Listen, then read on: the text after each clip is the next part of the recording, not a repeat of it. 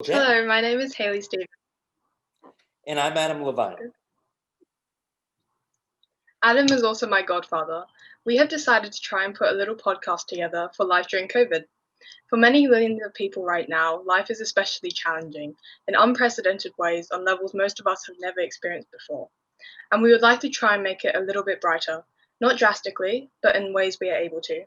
That's right. People are sick, frightened, depressed, unemployed, or worse. Unfortunately, we can't fix that, but we want to put something out there to counter it. That's why Adam asked me to do a podcast with him. It is our hope that this small gesture will make some of you smile or laugh. The show is called Life is Hard, but it is a very simple concept. Each week, myself or him will have a show and tell of one thing that makes us happy or glad. Then the other one asks a few questions about it to try and understand it more fully and to try and experience the same uplifting thoughts. We're not sure where the podcast will go or whether it will be any good, but we are going to try it and see what happens. Now, without further ado, we bring you Life is Is Hard, but but so Adam, what makes you happy today? well, Haley, today I have another little object. Yours are more intangible, and mine are always more tangible. I wonder what that is. But anyway, this is so this is basically it's like basically a little sculpture. It's a desk sculpture. Maybe it's a paperweight, um, and it is made from this stone called, or it might be a kind of marble called malachite, and it actually it is a pyramid, but the it's I've had it for about 15 years, and I've brought it everywhere I go, and like the little tip broke off at one point. Um, but I can the see reason the that name I for it. value it is because it was one of the last gifts that my grandmother gave me when, in her later years before she passed away. And she gave it to me just before I moved to London and met your mom. And I've had it ever since. And I bring it everywhere I go. And I always, there he goes again. This can't go without the attention. And I Yeah, always, and it always, it's like a talisman for me. It just like, I hope it always brings me good luck and peace. And I, um, I feel like maybe it has some sort of special powers, or watches over me. But I like it a lot because it reminds me very much of that grandmother. I was very close to both of my grandmothers. This is from my dad's mom, who was extreme. Like, she and I were much more similar in temperament than I am with my other grandmother. Um, my other grandmother reminds me almost exactly of your mom, but that's another story. Um, she was a painter. She was really neurotic, very eccentric, very weird. I mean, she chose like to give her grandson like a malachite pyramid, So like, what does that say? But yeah. anyway, so that's my object, and happy to answer any questions you have, or Well, thoughts. well, Do you firstly, have it's any really questions? pretty. Yeah. It's really pretty and funny. We've got like a theme sort of forming. Yeah. Egyptian themed Oh wow, objects and that's things. so. You know what? Yeah. That's so funny because it's so funny you say that, Haley. Because I was trying to decide in the visit that I saw her when she gave me this. She actually gave me two things. She gave me this, and she gave me a little thing to wear around my neck that was the Egyptian symbol for life. It's called Really? uh, I think it's called Ka, and it looks sort of like a cross, but it has Okay. like a little loop on top. I'll do it. Yeah. I'm not Okay. sure if it's called Ka. I have to look that up. But I was thinking, which of those two should I talk about today? And I was like, well, we better not talk about two Egyptian ones in a row. So I'm going to bring Yeah. this. And then it is Yeah. Egyptian anyway, which didn't even occur to me. You're so right. Yeah, that's Oh, so funny. gosh, okay. Oh, that's so funny. Wow. Well, it's really cool anyway. Um, Yeah. how come she gave it to you? Was it just because? Why not? I think she gave it to me because I was leaving for London, and it was my visit that I last saw her in Los Angeles before I went off to London. I'd just been accepted to graduate school, um, and she was getting older. I mean, she was old. She was well into her 80s, and she was also sort of like beginning to, when people kind of outlive their bodies, and so Yeah. they started to have problems like physical problems and cognitive problems, and that was her. I mean, there wasn't anything particularly wrong. She was getting up there, and so she gave me two or three things, and I think we both kind of knew that it was probably one of the last times that we were going to spend time together. So I think Okay. maybe that's also why she gave it to me. I can We see why it's so we were special. really, really close. Like she was my best friend, basically, since I was a little boy. And we just had like we had this connection, and I think about her a lot. And the older I get, the more I think that the connection actually is that basically like we're more or less the same person. I mean, we're very, very, very similar, at least on the inside. She taught Well, me that's a lot about painting. really. Yeah. Does Yeah. Is there any reason why she gave you like Egyptian themed stuff or? That's also a really good question. So basically, part of her being weird involved that she was very into other civilizations and cultures and ancient civilizations. She really liked ancient civilizations. She was so turned on by archaeology. And a lot of her paintings were like landscapes or bird's eye views of ancient ruins that like you or I would like walk by and be like, this is just like so boring, but she loved that stuff. And Yeah. when I was a little boy, she always took me when I would visit her in LA. We were living on the East Coast. She would always take me to this one museum that I loved a lot. I don't know if when you were here, if we went to like if we drove by, there's these tar pits near like kind of near where I live, and they're huge, and they're famous because a few dinosaurs basically died in them. They got stuck in the tar and they died, and then they were perfectly fossilized. So there's a museum at that site, and she used to take me there. And the other thing is that she really liked geology. She would buy me these bizarre rock collections. I didn't ask. I was like 4 or 5, and she would like be bringing me like boxes where like each box was like a different kind of a stone, like a different rock. Like fool's gold, quartz, mica, um, like sulfur, and I just thought they were so cool because they were from her.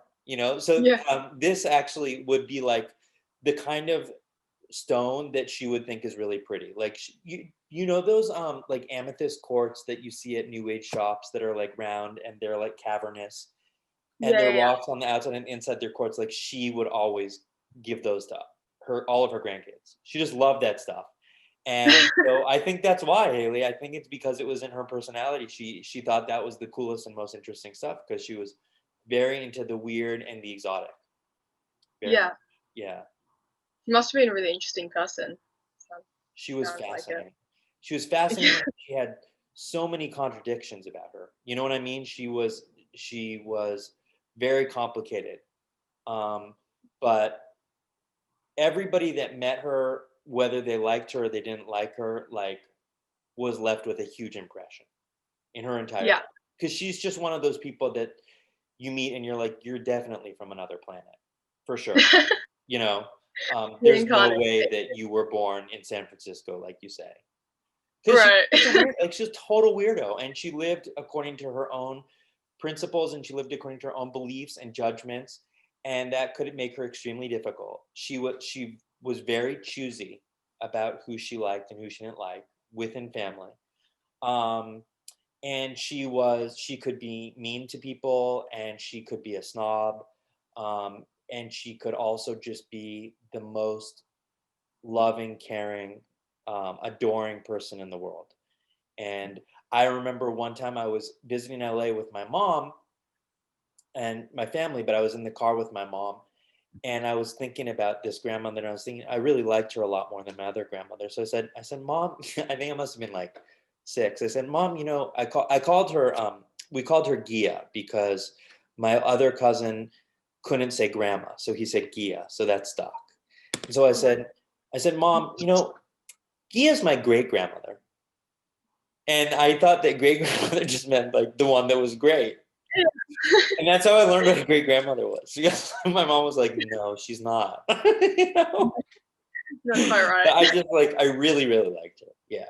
And I Yeah. miss her a lot.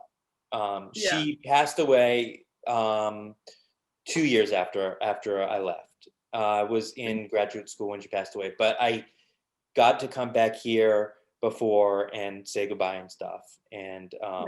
and reconnect. Yeah. Yeah. Yeah. It's really good. Is there anything about the pyramid-like stone? Um, are there any messages you like remember from it, or like more strongly than like obviously her overall impression?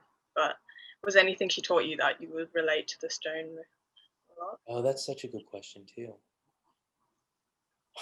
Well, she never taught me. This was for sure the first time I ever even heard of this stone, malachite, because I remember thinking just like it was a very strange name and I didn't know what it was. And then now every time that I read it, that word, or I hear something about it, like I always think of the pyramid. And I think most of the time it is this color and it comes with these patterns. So no, she never taught me about that. And the pyramid, well, the other thing about her, actually, Haley, God, you always ask like really good questions. I was gonna say like you're asking really good questions. You always ask really good questions. No, but seriously, like she in her What? painting, she and I can like either send you, or if I edit this, like I can put some of her paintings on the Yeah. screen for people to see, but you'll see it. She was very abstract and she loved shapes. So her paintings were basically circles and diamonds and squares and triangles. She loved geometry. I think she loved the clean elegance of geometry. And when I was young and studying art for the first time, I didn't get it and I didn't appreciate her art. I thought her art was boring and kind of meaningless. And now that I'm older and I know more about the world and a little bit more about art, I actually, I'm kind of in awe at how talented she was technically. Her paintings are just consummate professional. She was painting pretty much like 16, 18 hours a day, 7 days a week, just because Wow. she felt she had to. There was no force, there was no need. She just did it. And she continued to do it after my grandfather passed away for 10 years.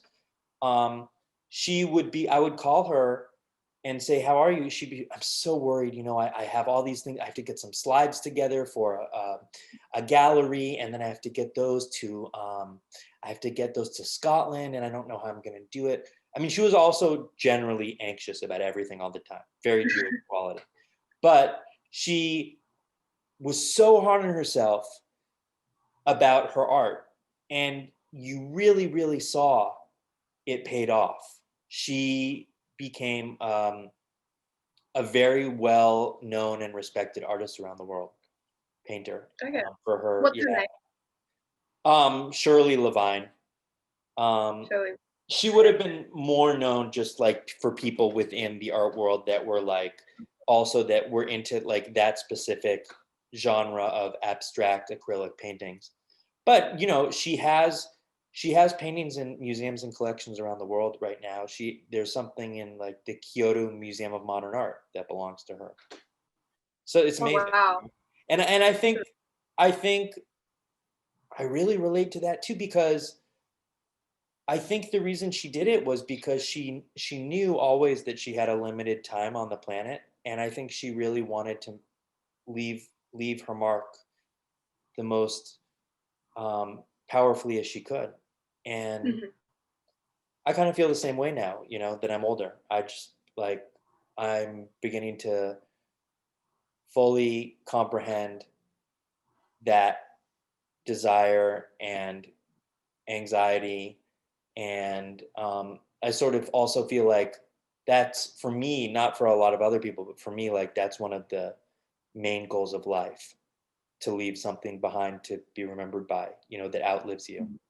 And she Yeah. certainly did that. I mean, like I will go to family friends' houses, and there'll be paintings of hers hanging up, and I'll be like, I haven't seen them. Yeah. It's really cool. Is Yeah.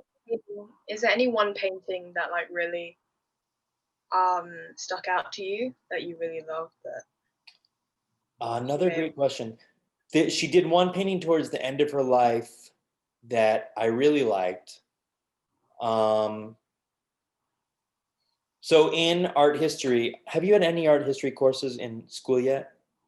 Or should I Like, just really brief really ones, brief? maybe. Okay. Well, okay. So it's not this is not complex or detailed. There was a movement in the 20th century that Matisse was associated with. Matisse was the most famous from this movement.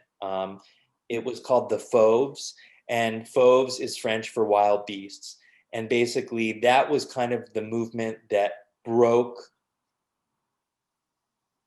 conventional art and became and it was one of the main drivers of the modern art movement, because they held an exhibit in a gallery in France, and their paintings were like completely turned upside down conventional paintings. They basically were famous for landscapes, but the landscapes, like they would basically like take like a tree that was green and brown and a sky that was blue, and then they would make the tree totally not look like they looked at it. They would just be like, this is the tree. It roughly looked like a tree, but it was mostly just to like look dramatic. It Mhm. was completely flattened. It was like one color. It wouldn't be green. It wouldn't be brown. It'd be like red and blue. They painted according to the way the tree made them feel. So they were called fauves because actually they considered themselves wild beasts in the art world. Anyway, the reason I tell you all that is because she did her own homage to a fauve landscape, her style. And she basically drew three trees and with their branches, but then she completely did them in the way that she would have processed them, which was she reduced them to very thin geometric shapes, made the whole background like silver, iridescent, and flat. She made the tree colors like pastel pink, pastel blue, pastel green. And I just like it because the composition is very, very simple, and it's very bold, and it really captures her essence, because it's like elegant but completely unconventional, unapologetic, um, and understated. And I my aunt sent me that painting. My dad's sister sent me that painting after she passed away. And I had that in London for many years, and then um, in my move back home, I somehow lost track of it. And then a few years ago, I went to my brother's apartment and I saw it hanging up there. And I said, "Hey, how did you get that painting?" So anyway, but I think that's probably my favorite that she's done, but just because it reminds me the most of her. That's amazing. That's Yeah, It sounds really beautiful.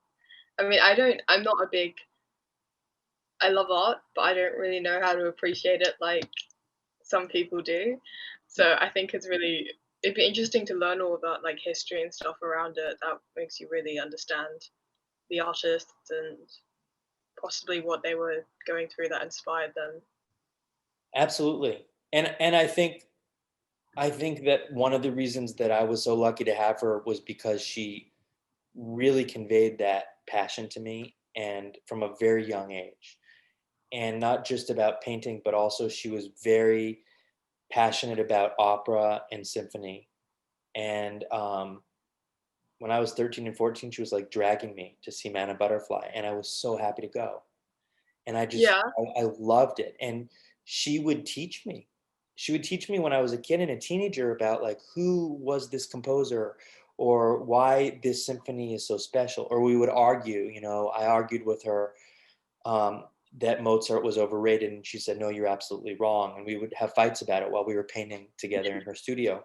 But what she did, which I think worked for me and generally works for me, and maybe it works for people in general, is that she boiled everything down so that it was very simple, very childlike, and very relatable. There was never any like stuffiness when she talked to you about art. It Yeah. was just pure fun. And she would, that's what she loved doing it for. She just got so much glee and joy. She was like a little girl when she was painting.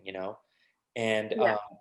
and she really like she kind of communicated to me the love that she has for all of the arts through her example. I would just watch her. I would just watch her, and I wanted to be like her. And then I realized that all of those things that she taught me about, I loved too, and I thought were amazing too. So Yeah. that all stuck. But I feel It's so really amazing. lucky to have had her, Yeah. you know. It's Even really just talking amazing. about it now, I'm just re-realizing it. Yeah. Because it's easy Right. to take, it's easy to forget something whenever you take it for granted. Like it's easy to take things for granted, especially in times like this. And like That's good. I think actually during the lockdown, it was really like the first time that I felt like I had remembered the full extent of how much she influenced me. And it wasn't through this, it was because I was just thinking a lot. And I was thinking a lot about my grandparents, and I was thinking about her, and I realized that I had I had just forgotten how important and special she was. I think because it had been so long since she passed away, and I think because I it's very easy to get caught up right now, not right now as much, but before COVID and after this is done, it's very easy to get caught up in the stresses of life, like school and work and pressures. Mhm. And I got a little bit carried away with caring too much about my business and caring too much about like if my cat's going to be healthy and caring too much about what I'm going to do on Friday night. And basically, like the things that she taught me to love, I had let fall by the wayside, like drawing, playing piano, seeing beauty in the stupidest things, having um, superstitions, following. She was very into Kabbalah, very, very, very into Kabbalah, and all these things that don't really in our society today have any relevance or significance. Those were all the things that were the most important to her. And those were the things that were the most exciting to her. And I remembered all those things when I was having some meditation time during lockdown. And Mm. one of my resolutions was that I'm not going to let them fall by the wayside anymore. Like I'm not going to bury that part of myself or let it get subsumed by the things that I see right in front of me or my concerns, because that's as equally as important. Maybe it's more important. Yeah.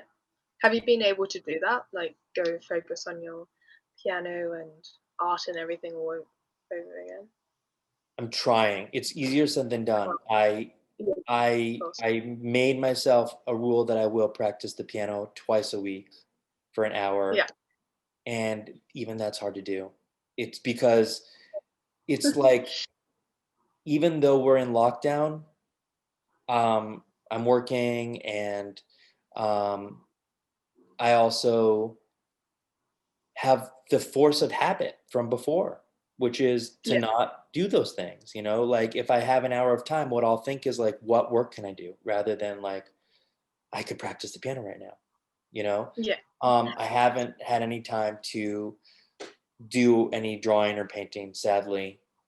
Um, and I think, Haley, the big change that I've been able to pursue is that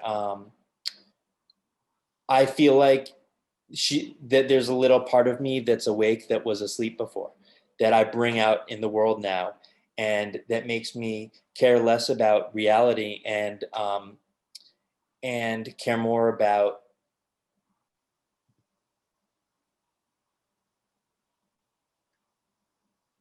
I don't know the word, be subjectivity, philosophy, spirituality, care Yeah. about Mm. internal sensations rather Yeah. than current events or social interactions or um, business stuff. Basically, just like I just kind of, my mantra is like all of the things that she most cared about are the things that literally don't matter in the real world. And Yeah. therefore they matter the most to me. So like Yeah. basically anything that is deemed like silly or stupid or like pointless, um, that she valued is what now I hang on to when I go out there and engage It in the world. it sounds like she was very wise, because I was gonna say it. You said that they don't, like, they don't matter or whatever in the real world, but I think that's what makes everyone individuals, you know. And I was actually talking to Yan about this the other day, um, about how all the problems nowadays and like social media influence and everything's kind of made us like forget about our own inner spirituality and like creativity and all that stuff, which I didn't even realize I'd forgotten about, and I haven't really focused on any of that since, I don't know, probably since I was 5.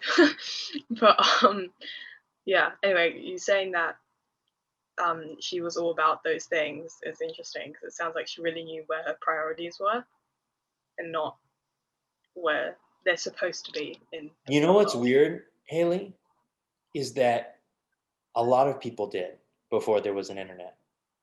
No. It's really Yeah. weird. People used to have a lot more personality. It's Yeah. crazy I can imagine. because from someone who was born like much older than you and was born before the internet, pe- um, I've watched the change, and I've seen the change in the generations. And what you said just now, I think, is the crux of the whole fundamental issue, which is that it's erasing us as people in Yeah. every way. It's terrifying. Yeah. It's terrifying. Like we're becoming kind of zombies. Like a lot of like each decade will have like I really love horror movies, I think and each decade will have basically like a theme. Like in the 70s they were, I don't know, very into vampires. And then in the 90s it was all about serial killers. And then I always think that the themes reflect what's going on in society. So right now you see a lot of things about zombies and you see a lot of things about cults. And I think that that's because subliminally we're all very concerned that we're becoming zombies and we're all thinking the same way. Yeah. And I think Yeah. that that's directly because of the internet, because Yeah. all the things that she had that made her unique and so special to me are things that people don't cultivate anymore. They just Yeah. don't. It's not a value in society. It's Yeah. sad, but that's just the truth. Yeah. I think, But I think it still matters a lot. yeah, it definitely does. I mean, I didn't really notice, obviously, because I'm like But Haley, involved in the whole. you were born into it. You know what Yeah. I mean? Like Yeah. you don't know any different. Yeah. So I think, yeah, I know Yan was making a very big point about this. Um, that I think we need to notice that we are becoming all very similar people, and Totally. So how people are all becoming this. Haley, does this have yeah, anything to do with that Netflix, The Social Dilemma? Did you watch it? I watched bits of it. I think I watched the first half, and then I kind of got bored of it. Oh, okay. Because yeah, I mean, Because I I think it feel was like we're really, kind of talking about that. Everybody's talking yeah. about it. I don't know. I mean, I thought it was really interesting at the start, and I just kind of it was getting really scary. I was like, okay, I need to Yeah, it's terrifying. stop and It, the end of it's it another time. terrifying. You know? But Yeah, that's what we're talking about is what that whole movie's about. yeah. And Yeah. I know, I just find even now, even when like people point out the problem, it's like, where do you go to solve it?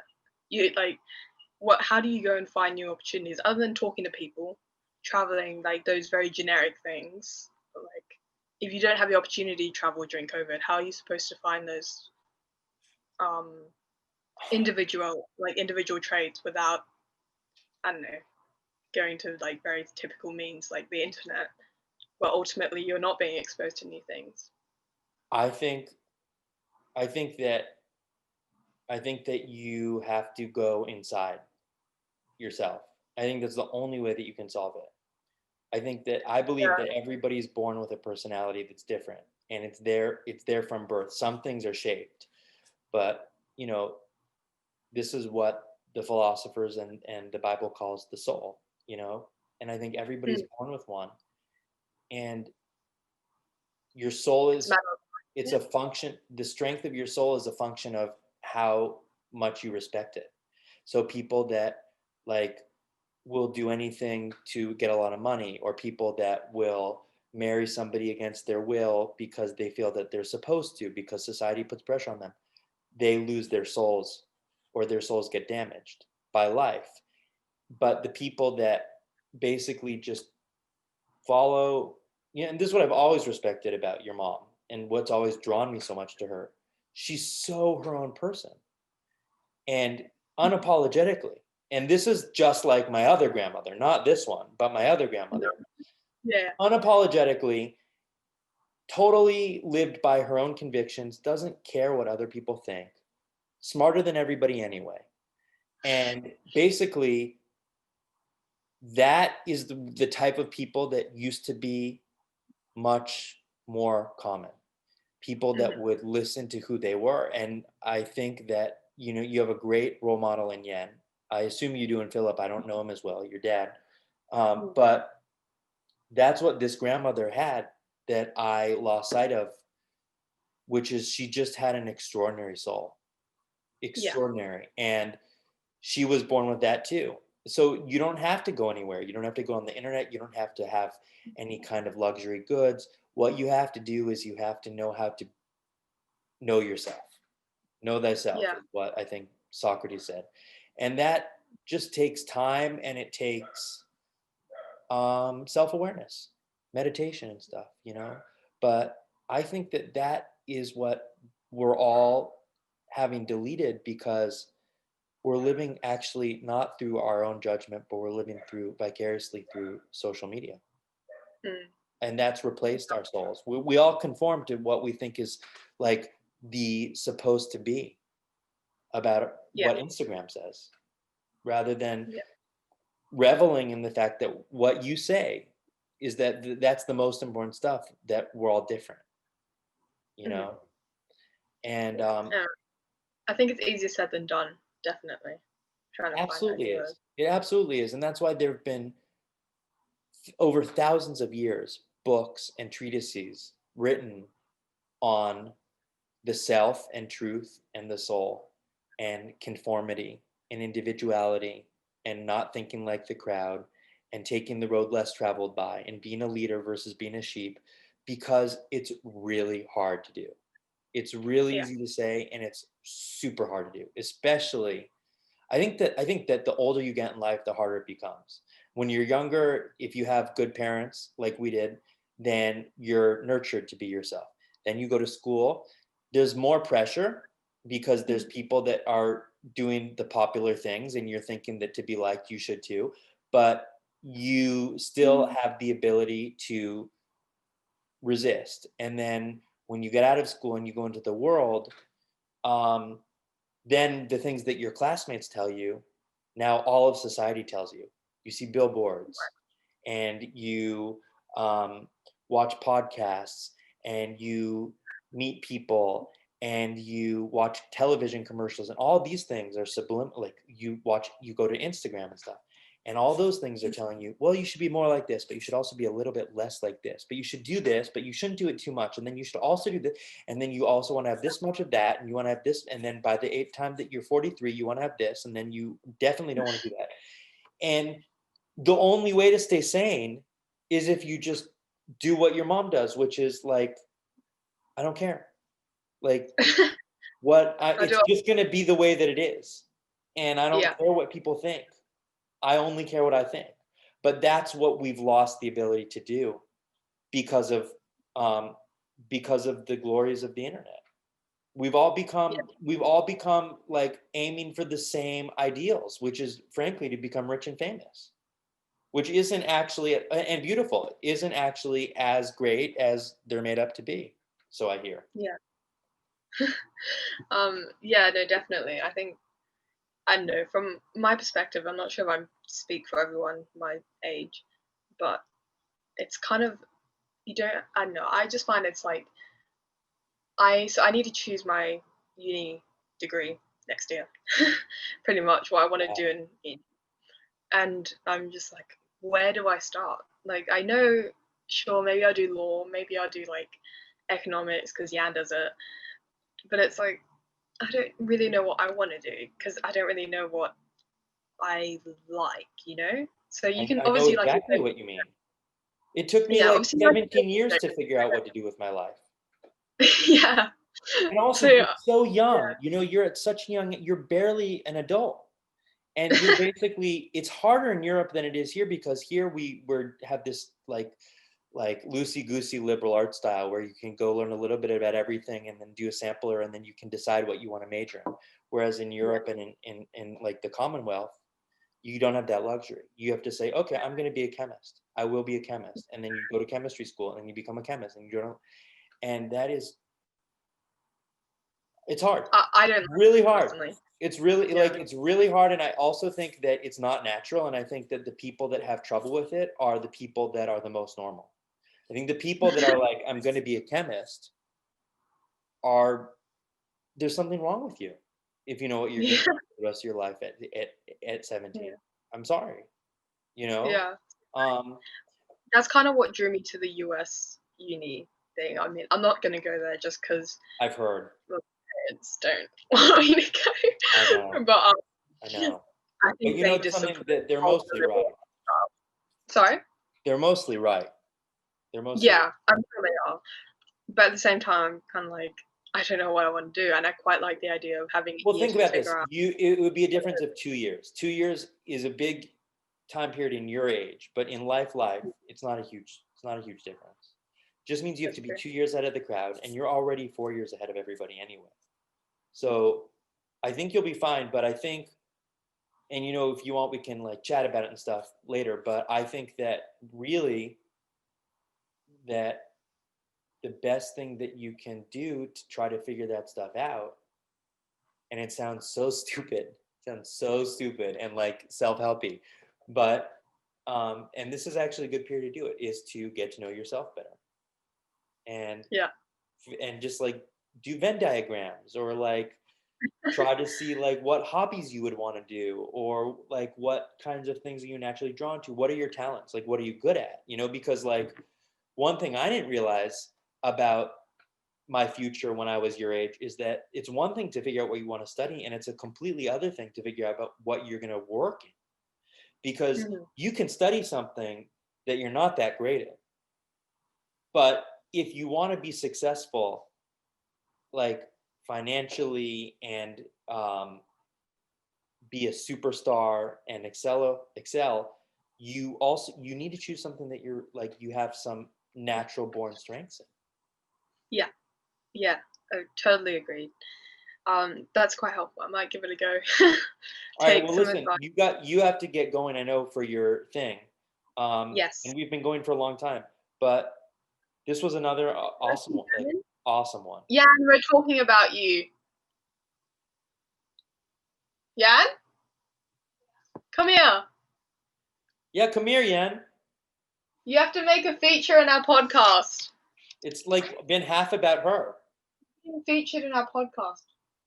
What? Come here. No, I can't. No, What do you mean Yan, you you have can't? to.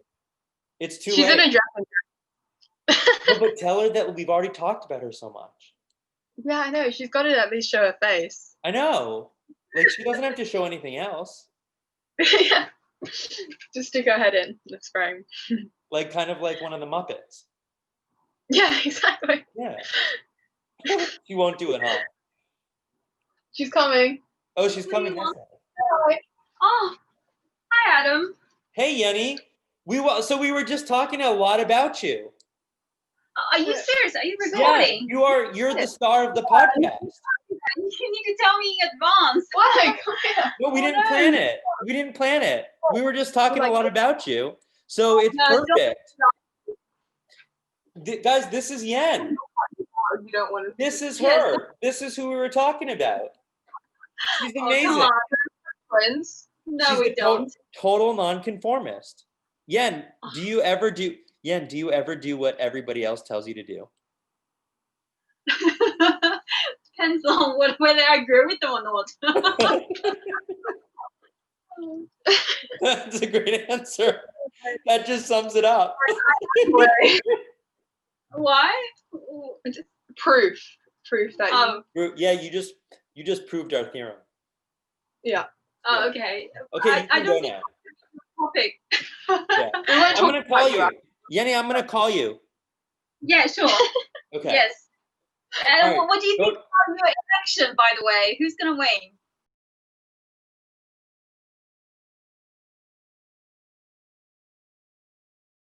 That would be cut. Yeah. Yeah. Okay. It's not be too polarizing. All right. Okay.